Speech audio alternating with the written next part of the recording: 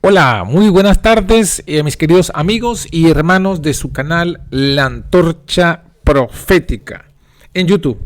Soy Ño García, quien les habla, y hoy les traemos un nuevo estudio maravilloso. Hoy vamos a hablar de Satanás y sus aliados. Sí, señor, aliados en que en la lucha por la supremacía, en la lucha por ser adorado como un tercer Dios, en su lucha por ser considerado otro hijo de Dios y otro Cristo. Vamos a estar muy pendientes, así que no cambien de canal. Miren, después de la introducción, pasamos al estudio.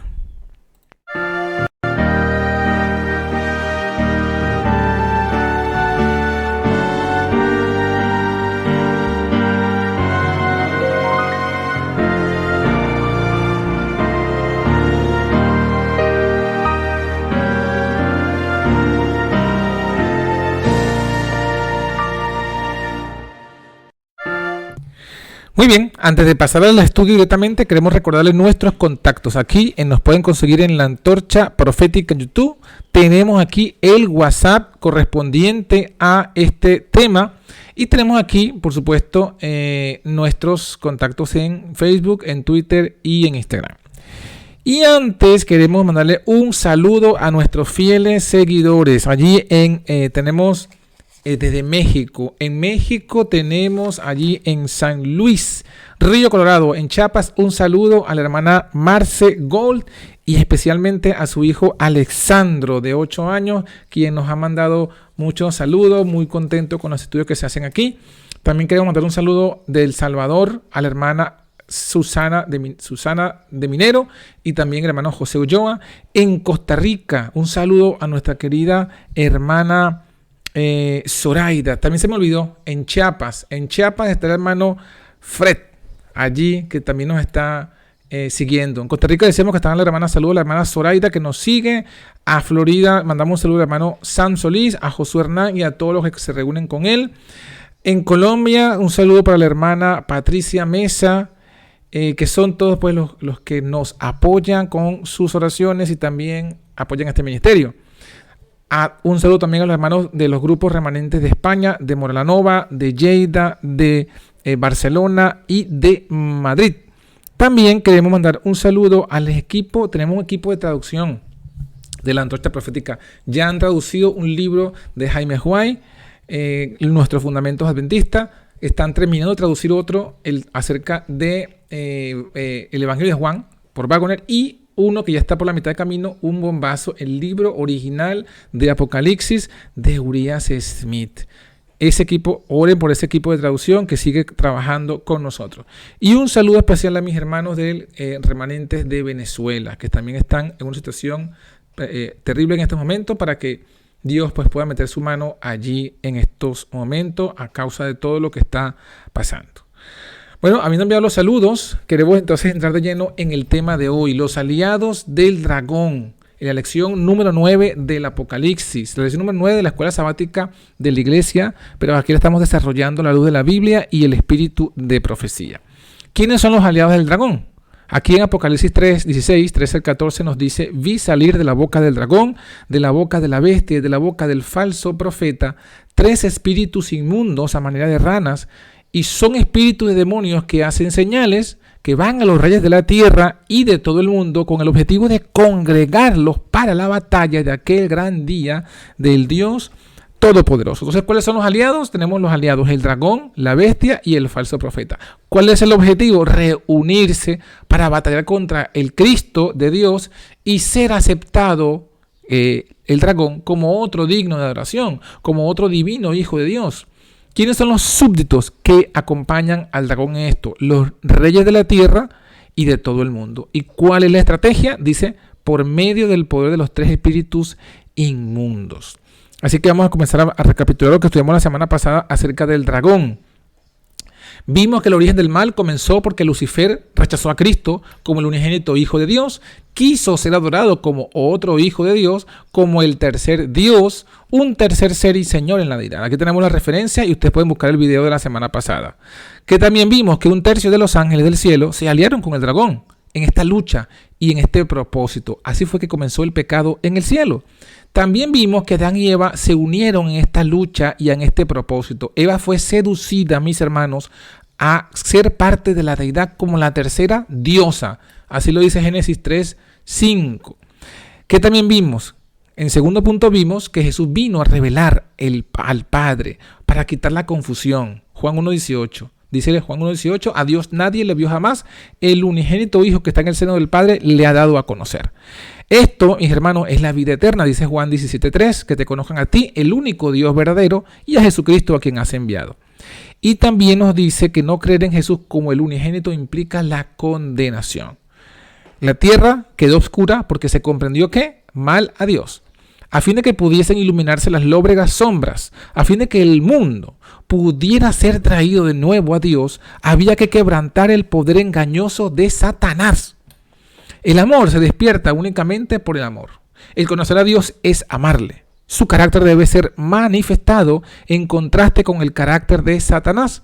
En todo el universo, oigan con esta parte, en todo el universo había un solo ser que podía realizar esta obra. Únicamente aquel que conocía la altura y la profundidad del amor de Dios podía darlo a conocer. Sobre la oscura noche del mundo debía nacer el sol de justicia, trayendo salud eterna en su sala, dice el deseado de toda la gente, página 13, párrafo 2. Aquí tenemos entonces el fundamento bíblico inspirado de que Jesús debía únicamente que podía revelar al Padre al mundo. Y bueno, el dragón se opuso, así como se opuso al nacimiento de Cristo, como se opuso a Cristo en el cielo, vino también a oponerse a la tierra, tanto como dragón espiritual, es decir, como el diablo mismo, como dragón terrenal por Roma. ¿Por qué? ¿Qué hizo? Herodes quiso matar al niño, a Jesús, al nacer. ¿Por qué? Porque Herodes quería mantener el falso Mesías que ya tenía Jerusalén. ¿Y cuál es el falso Mesías? El mismo en el trono que usurpaba era el falso Mesías. Y por esa causa mandó a matar a todos los niños menores de 2 años. ¿Qué más? Luego el dragón sedujo a los líderes con esperar un Mesías diferente al que señalaba en las Escrituras. Los judíos tenían un falso Dios. Decían que Jehová no tenía un hijo y además no creían en que había Espíritu Santo. Eso lo dice Hechos 23:8. Búscalo para que lo tenga la referencia. ¿Qué hicieron los líderes? Los líderes judíos rechazaron a Cristo porque ya tenían un falso Mesías.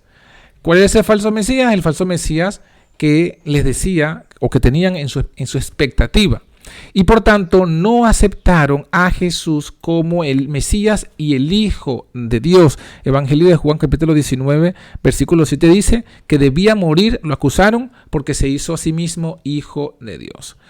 Eso fue lo que lo acusaron ante Pilato. Pilato accedió a crucificar a Cristo porque también Pilato rechazó a Jesús como el Mesías e Hijo de Dios. Pilato tuvo el conocimiento de que Jesús se proclamó el Hijo de Dios y que lo acusaban de eso. También se le acusó a Jesús delante de Pilato que era digno de muerte por esto, ¿no? Por esta causa. Y también porque él se proclamó rey en lugar de César. Entonces los fariseos le dijeron, si tú lo sueltas no eres amigo de César, porque él se proclamó rey. Entonces Pilato tuvo que decidirse entre si mantener a César como rey y Mesías o a Cristo. ¿Qué hizo? Se mantuvo creyendo en César como rey a César como rey y Mesías, que significa Hijo de Dios. Y por tanto dio la orden de matar a Cristo. Esto fue lo que dijo. Entonces, oyendo esto, Pilato llevó fuera a Jesús y lo sentó en el tribunal. Cuando le dijeron que si lo soltaban no era amigo de César. Lo pusieron a elegir entre César y Cristo. Y Pilato eligió a César, tristemente. También vimos que en el Imperio Romano más adelante el mismo emperador César llegó a ostentar cargos, títulos y honra que solo pertenecen al Hijo de Dios. El dragón usurpando a Cristo. Aquí tenemos unas monedas conmemorativas a este tema cuando los emperadores comenzaron a divinizarse, la divinización de la figura del emperador. Aquí lo dice, ¿no? Ellos comenzaron a autoproclamarse dioses o hijos de dioses bajo el título de Señor de Señores. Un signo ejemplar de esto era la obligación de adorar o cuando menos arrodillarse ante las estatuas de los emperadores en las ciudades donde se encontraban. Esto fue la causa de la persecución de los cristianos, que tenemos la referencia en Wikipedia. ¿Qué más tenemos que saber? Bueno, el César llegó también a ostentar cargos, títulos de Cristo. ¿Qué otro título? El título de Pontífice Máximo o Sumo Pontífice, título de origen republicano que implicaba la mayor de las autoridades religiosas. Estaban a la cabeza de los ritos oficiales de Roma. Los emperadores cristianos, a partir de Graciano, atención, dejaron de usar este título al ser cedido ¿a quién? A los papas de Roma. Un título que usurpaba a Cristo, que lo tenían los césares, luego se lo pasaron a los papas de Roma. Eso lo veremos más adelante. Así que ya hemos visto lo que fue el dragón, un resumen de lo que fue el dragón. Vamos ahora a ver lo que es la bestia. Me paré sobre la arena del mar, vi subir del mar una bestia que tenía 7 cabezas y 10 cuernos, y sobre sus cuernos 10 diademas, y sobre las cabezas de ella un nombre de blasfemia. Esta bestia, por lo que vemos, tiene otros nombres. En Daniel 7 se le llama el cuerno pequeño. En segunda de Tesalonicenses capítulo 2 se le llama el hombre de pecado y el hijo de perdición. En primera de Juan 2:22 se le llama el anticristo. Y en Apocalipsis 13 se le llama la bestia. Todos estos son los mismos nombres para un mismo, son diferentes nombres para un mismo poder. Es un poder blasfemo porque se dice que blasfemia y por tanto usurpa al Hijo de Dios. Juan 10:36 nos muestra lo que es blasfemia. A quien el Padre santificó y envió al mundo, vosotros decís, tú blasfemas, porque dije hijo de Dios soy. Entonces la blasfemia es llamarse hijo de Dios en el sentido literal. No como los judíos se llamaban a sí mismos hijos de Dios, como Adán, como creados. Pero llamarse hijo de Dios, literal, nacido de Dios, eso era para ellos una blasfemia. Eso es una blasfemia. Y cuando dice que el dragón es blasfema, es porque asume ese título en su condición más sublime. Bueno, dice que subió del mar. ¿Cómo subió del mar? Subió del mar la bestia. Dice que por medio de la apostasía, decía segunda de Tesalonicense. La apostasía nos dice en estos versículos de primera de Juan que es una falsa doctrina acerca de la humanidad y la divinidad de Cristo. Y en Daniel 7:20 nos dice que ese subir es a través de los cuernos. Los cuernos que unos cuernos tienen que recibir la fe, otros tienen que ser quitados para que surja ese cuerno pequeño. Y eso sucedió en la historia. Miren, la apostasía. Segunda Tesalonicenses capítulo 2 versículo 3 dice, no os engañe nadie en ninguna manera, porque no vendrá sin que venga antes, dice, venga antes la apostasía y se manifieste el hombre de pecado. O sea que la apostasía viene primero y después viene el hombre de pecado, el anticristo. ¿Cuál es la apostasía que debía venir o ser de base, fundamento al anticristo? Bueno, dice, ¿quién es el mentiroso? Sino el que niega que Jesús es el Cristo. Este es el anticristo que niega, aquí dice, que niega al Padre y al Hijo. Negar al Padre y al Hijo, esa es la apostasía. Todo espíritu que no confiesa que Jesucristo ha venido en carne no es de Dios, y este es el espíritu del anticristo. El espíritu del anticristo es negar que Jesús, que hay Padre e Hijo, literal, que Jesús es Hijo de Dios, y a la vez negar que ese Hijo de Dios vino en carne de pecado. Esas son las dos doctrinas fundamentales de la apostasía para el anticristo. ¿Y eso cómo se cumplió? Bueno, en la Hermana White nos dice que esta apostasía comenzó con Constantino. Dice, la conversión nominal de Constantino a principios del siglo IV causó gran regocijo, y el mundo, disfrazado con capa de rectitud, se introdujo ¿dónde? En la iglesia. Desde entonces, desde ese momento, desde que se convirtió Constantino, la obra de corrupción progresó como rápidamente. El paganismo, que parecía haber sido vencido, en realidad, dice aquí, vino a ser el vencedor. Su espíritu, el espíritu del paganismo, dominó la iglesia. Sus doctrinas, ceremonias, supersticiones se incorporaron a la fe y al culto de los que profesaban ser discípulos de Cristo. Conflicto de los siglos, página 47. Miren que la apostasía, dice Elena de White, vino con las doctrinas que se introdujeron con Constantino. Ahí está la referencia. ¿Cuáles son esas doctrinas que inventó Constantino? Bueno, vamos a la historia. Las doctrinas ¿cuáles son las doctrinas, ceremonias, supersticiones que entraron al cristianismo con Constantino? Cronología rápida, sucinta, breve pero contundente. En el 312, la conversión, como ya vimos, nominal de Constantino. 313, edicto de tolerancia de Milán. Entró la tolerancia y no la libertad religiosa. 321, decreto de observancia del domingo. Otra doctrina que se introdujo Constantino. 325, concilio de Nicea. Se niega que Jesús sea hijo literal de Dios y se establece la coeternidad. Otra doctrina que se introdujo, 380, edicto de Tesalónica. se impone la Trinidad y la Iglesia Católica como la iglesia oficial del imperio. 381, Concilio de Constantinopla, se establece que también debemos adorar al Espíritu. Y en el 382, Graciano da al Papa, como ya vimos, el título de Pontífice Máximo, Sumo Sacerdote, título que solamente le pertenece a Cristo. Así que aquí tenemos una lista de las doctrinas falsas que se introdujeron con Constantino. Tolerancia en lugar de libertad religiosa, domingo, Trinidad, adoración al Espíritu Santo, coeternidad de Jesucristo y el título de Pontífice Máximo. Esas son las doctrinas que introdujo Constantino.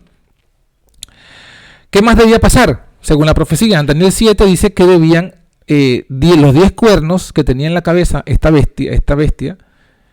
Otro había subido, delante del cual habían caído 3, el cuerno pequeño. Para subir el cuerno pequeño, debía quitar 3 cuernos, debían salirle ojos, salirle boca, hablar grandeza y ser compañeros, pero ser superior a los otros cuernos compañeros. Estos 10 cuernos ya sabemos que son las 10 reinos que surgieron de Roma, y de esos 10 reinos, 7 se volverían compañeros de la misma fe del cuerno pequeño. 3 cuernos serían quitados porque serían enemigos de la fe del cuerno pequeño. ¿Y cuál fue la fe que se estableció en Roma? Fue el cristianismo. Y la disputa que vino, ¿cuál fue? Arrianismo versus trinitarismo. Hay un libro muy interesante, muy famoso y muy conocido del pueblo adventista, que se llama El porvenir del mundo revelado, escrito por Mervyn Maxwell. En ese libro, en la página 130, dice lo siguiente: por causa de la diferencia que existía en sus creencias, los católicos y los arrianos se oponían mutuamente. Cuando los ostrogodos arrianos, bajo la conducción de Teodorico, tomaron Italia en el año 493, limitaron considerablemente el poder del Papa de Roma. Así que para que el Papa pudiese surgir tenía que eliminar a estos cuernos arrianos, porque se oponían a su fe, porque eran arrianos, no creían en la Trinidad. ¿Qué ocurrió a continuación? Debían ser quitados. ¿Qué dice la historia? Aquí tenemos en el mismo libro que hablamos de Mervyn Maxwell lo siguiente cita: los emperadores católicos del Imperio Oriental descubrieron la manera de ayudar al Papa mediante la eliminación de las tribus arrianas. El emperador católico Zenón hizo un tratado con los ostrogodos en el año 487, que resultó en la erradicación del reino de los érulos arrianos en el 493.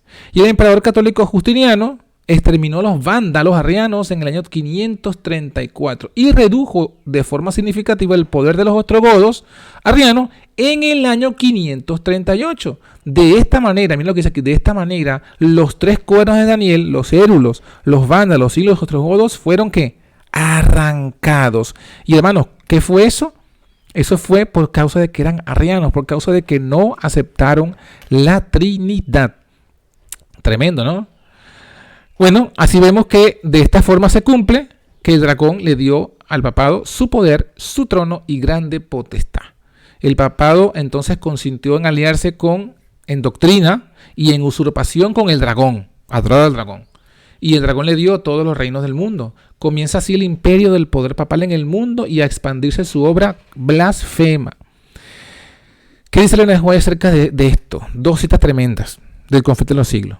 Este gigantesco sistema de falsa religión es obra maestra del poder de Satanás. Es un monumento de sus esfuerzos para ¿qué? Sentarse él en el trono y reinar sobre la tierra según su voluntad. Viste que el papado esa religión es un esfuerzo, es la obra maestra para sentarse él en el trono. Lo que quería hacer en el cielo, lo hace en la tierra a través de este sistema de falsa religión. ¿Y a cómo se refiere Elena de White a el Papa? Dice el representante de Satanás, el obispo de Roma. No es el representante de Cristo, sino el representante de Satanás. Que no quede duda lo que aquí dice el libro Conflicto de los Siglos. Bueno, a la final, el papado impuso su blasfemia. Se le fue dada la boca que hablaba grandes cosas y blasfemia. Le fue dado potencia de obrar 42 meses. Impuso su supremacía como vicario, prohibió la circulación de la Biblia, impuso el culto de las imágenes, usurpa el nombre de Padre y el de Hijo de Dios, se llama a sí mismo Santo Padre y se llama a sí mismo el vicario del Hijo de Dios. Se unió con los reyes de la tierra, fornicó con los reyes de la tierra y también impuso el domingo como día de descanso. Todas son las blasfemias que señalaba la Biblia que haría el papado. Y aquí tenemos los 42 meses. Miren, los 42 meses es cuando se erradica la última tribu arriana, 538, y se extiende 1260 años hasta 1798, cuando, vamos a ver ahora a continuación, es tomado preso el Papa. Pero antes de eso hizo toda una cruzada, una inquisición. Le fue dado poder de hacer guerra contra los santos y vencerlo. Le fue dada potencia sobre toda tribu, lengua, pueblo y nación. ¿Y qué establece eso? La Inquisición. Las cruzadas contra los arrianos, ya los vimos. La cruzada albigense contra ese remanente, la cruzada contra los valdenses, la matanza de San Bartolomé, la guerra contra los protestantes. Todo eso fue una persecución que por más de 1260 años hizo el papado contra el pueblo de Dios, contra el remanente, como ya vimos la semana pasada, contra la mujer que huyó al desierto, donde fue sustentada por 1260 años. Y la causa de la persecución, por no aceptar su doctrina trinitaria, por no aceptar su domingo papal y por no aceptar la supremacía del vicario, de que ellos llamaban el vicario de Cristo. Esas fueron las razones por las cuales fueron aplastados y, como vemos aquí en la imagen, quemados. Bueno, la Biblia ya lo establece. Ya estaba la promesa, los que moran en la tierra le adoraron. ¿Pero quiénes lo adoraron? Los cuyos nombres no están escritos en el libro de la vida del Cordero. Todo aquel que adora el papado, su nombre no está, es borrado del libro de la vida. Adorar a la bestia implica la perdición eterna. Es aceptar sus falsas doctrinas, es aceptar su falsa adoración, es aceptar sus cambios en la ley de Dios y es aceptar sus usurpaciones de vicario de Cristo. Bueno, como decíamos, al final una de sus cabezas fue herida de muerte y fue llevado en cautividad y fue muerto a cuchillo. En 1798, Berthier, general de Francia, tomó preso al Papa. Todas las colonias americanas se independizaron del rey y del Papa desde 1809 hasta 1844. En ese periodo, como un efecto dominó, como una onda expansiva, lo que hizo Berthier con el Papa se expandió por todo el mundo y perdió la influencia del papado y la monarquía y comenzaron a liberarse de esta opresión. Debía ser herida a la muerte. Al final de los 42 meses se cumplía entonces la profecía. Bueno, el futuro. Aquí dice, hay una profecía que está en proceso de cumplimiento. Todo lo que vimos hasta ahora es pasado, pero ahora vamos al proceso del cumplimiento. La Biblia pronostica que la llaga de su muerte ha de ser curada y toda la tierra se va a maravillar nuevamente en pos de la bestia. Es decir, se predice aquí la restauración del poder papal en Europa. Vuelve la supremacía religiosa, vuelven las usurpaciones al Padre y al Hijo de Dios, vuelve la unión con los reyes de la tierra y vuelve el domingo como día de descanso. Todo esto vuelve. Y aquí tenemos un ejemplo de lo que estamos viendo ustedes y nosotros. Un ejemplo de cómo los reyes de la tierra y toda la tierra se están maravillando en pos de la bestia. Cómo los reyes se inclinan ante este representante de Satanás. Todos los reyes del mundo. Aquí me faltó el espacio para colocar fotos y fotos de todos los reyes del mundo inclinados ante este poder. Pero bueno, hay otro poder que surge, otro aliado del dragón, el falso profeta, que está representado aquí bajo esta figura de una otra bestia, sube de la tierra, 2 cuernos de cordero, pero habla como dragón. Ese otro poder es un falso profeta, se viste de cordero, es decir, como cristiano, pero habla como dragón, porque es un lobo rapaz, porque tiene el carácter y las ideas y la doctrina de Roma. Sube de la tierra es América, que ayudó a la mujer en 1776. Tiene 2 cuernos de cordero, 2 principios de gobierno cristiano. Estos son la libertad civil y la libertad religiosa. La libertad civil, ¿en qué consiste? Libre economía, libre prensa, libertad de expresión, la democracia. Todo esto es producto de Estados Unidos en su fundación. Esto es reciente, esto es de 1798 para acá. Antes el mundo no conocía nada de estas libertades y estos derechos. Y la libertad religiosa, que es el otro cuerno, es el derecho de adorar a Dios según el dictado de tu conciencia. No hay ninguna religión de Estado. Esto era al principio, los cuernos al principio. Pero dice que hablaría como dragón, es decir que se convertiría de libertad civil a control civil, de libertad religiosa a control religioso. ¿Qué es lo que estamos viendo? Control de la economía, control de prensa, cero libertad de expresión, oclocracia, que es una degeneración de la democracia, cuando la democracia o el poder de la democracia es usado para llevar el mundo a la perdición, a la anarquía. Eso se llama oclocracia. Y la libertad religiosa, que se volvería control religioso, es la imposición de una sola religión, del ecumenismo de las religiones, una institución religiosa que sea oficial del Estado. Bueno, a la final, ¿qué es lo que vemos ahí en la profecía? Dice que este poder, este otro poder, ejerce todo el poder de la primera bestia en presencia de ella, hace a la tierra y a sus moradores de ella adorar a la primera bestia, cuya herida de muerte fue sanada. ¿Esto qué muestra? En el cielo ya vimos que el diablo quiso ser adorado como otro hijo de Dios. Los judíos sucumbieron a adorar al César como hijo de Dios.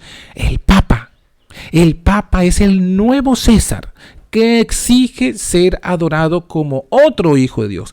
Él también impone un falso Cristo, un Cristo que no es hijo de Dios y que no tiene carne de pecado. La profecía nos indica que Estados Unidos también será un poder que impondrá al Papa como el nuevo César vicario y impondrá el falso Cristo del Papa. Y aquí estamos viendo una imagen que hace referencia a esta profecía, que hace referencia a lo que va a pasar cuando el protestantismo termine de estrechar los lazos y le dé la mano a través del doble abismo al papado y también al espiritismo. El espiritismo, que es justamente lo que vamos a hablar ahora, nos dice que es el poder por medio del cual el poder del gobierno de los Estados Unidos va a engañar a su población, engaña a los moradores de la tierra, al pueblo, por medio de de las señales que le ha sido dado a hacer en presencia de la bestia, mandando a los moradores de la tierra que hagan una imagen. Entonces, ¿qué es esto? El espiritismo. Estas señales son el espiritismo, milagros mentirosos. El espiritismo lo que enseña es que no destruir la fe en que Cristo es el Hijo de Dios. Esa es la doctrina central del espiritismo. Ya lo habíamos leído en 1 Juan 2:22 cuando nos decía eso. Pero, ¿qué es la imagen? La imagen de la bestia es lo siguiente. Aquí nos dice que haría una imagen de la bestia. Esa primera bestia se representa a la iglesia romana. ¿Qué era la iglesia romana como bestia? Era una organización eclesiástica investida de poder civil, con autoridad para castigar a los disidentes. Esa es la bestia. Una iglesia con el poder civil y de castigar a los disidentes. La imagen de la bestia representa otra organización religiosa investida de poderes similares. Es lo que dice aquí, Historia de la Redención, la página 400. ¿Y eso qué es? Bueno, cuando las iglesias principales de los Estados Unidos se unan en puntos comunes de doctrina e influyan sobre el Estado para que el Estado imponga sus instituciones, sus decretos, entonces la América protestante habrá formado una imagen de la jerarquía romana. Es decir, es lo mismo, una institución religiosa, en este caso ecuménica, porque son varias iglesias reunidas, influyendo sobre el Estado de los Estados Unidos, el gobierno. Eso es la imagen de la bestia. Cuando se logre eso, habrá entonces formado una imagen. Y dice la Biblia que cuando hagan esto, entonces impondrá la adoración. Cuando se forme la imagen, se impondrá la adoración para que el que no adore a esta imagen o a la bestia serán muertos. Es decir, en Europa se impondrá la adoración de la bestia y en América la adoración de la imagen de la bestia. ¿Y cuál es el objetivo de ambos poderes? Establecer un falso Cristo que sea adorado, un falso vicario y un falso día de reposo, y eso nos lleva a la parte siguiente. Bueno, aquí lo tenemos, ¿no? No me acordaba que lo tenía aquí. ¿Cuál es el objetivo de todos esos poderes? Impondrán un solo líder religioso, que es el Papa, una única religión permitida, que es la ecuménica, un único Dios, que es la Trinidad, un único Cristo, que es el Cristo de Niceno, Constantinopla, un único día de descanso, el domingo, y un único derecho civil, el del gobierno. Esa sería la imagen de la bestia. Y finalmente establecerían su marca, la marca, y se hacía que a todos, pequeños y grandes, ricos y pobres, libres y siervos, se pusiese una marca en la mano derecha o en la frente. ¿Y cuál es la marca? Aquí vemos que es el contraste. La marca de la bestia es el contraste al sello de Dios. El sello de Dios contiene el nombre y el título de Dios. Aquí lo tenemos en un ejemplo, miren. ¿Qué son los elementos de un sello? Nombre, título y jurisdicción. Del sábado, en el cuarto mandamiento, dice que el nombre del Dios del que lo da la orden es Jehová. El cargo o el título es creador de los cielos y de la tierra, y esa es su jurisdicción. Eso es lo que constituye entonces al sábado como sello de Dios. Por tanto, la marca de la bestia es algo parecido. Tiene también un nombre, pero no es Jehová, porque el nombre de del Dios de la bestia es Trinidad y es vicario de Cristo. Y el título que tienen esos dioses no es de creador, porque la Iglesia Católica no cree en la creación, sino en la evolución. Y la jurisdicción sí es la misma, cielos, tierra y mar.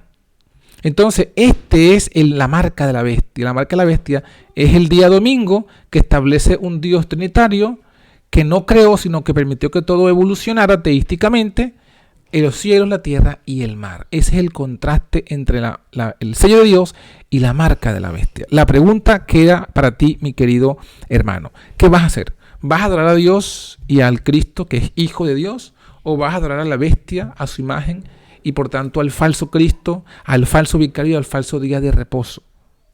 Espero, mis hermanos, que este estudio breve sea para reflexionar, para despertar en ti la verdad presente y la ames y te des cuenta que la misma línea de idea y de pensamiento que vimos en Apocalipsis 12 continúa en Apocalipsis 13, y todo el objetivo es el objetivo mismo del diablo, de él ser adorado como un tercero, como el otro hijo de Dios. Que el Señor te bendiga, y acuérdate de seguirnos en nuestras redes sociales y apóyanos, como muchos nos están apoyando, para seguir sacando videos con esto y otras verdades, seguir denunciando la apostasía afuera y dentro. Que el Señor te bendiga y que el Señor te guarde y te bendiga hoy y para siempre. Feliz sábado y hasta la próxima semana.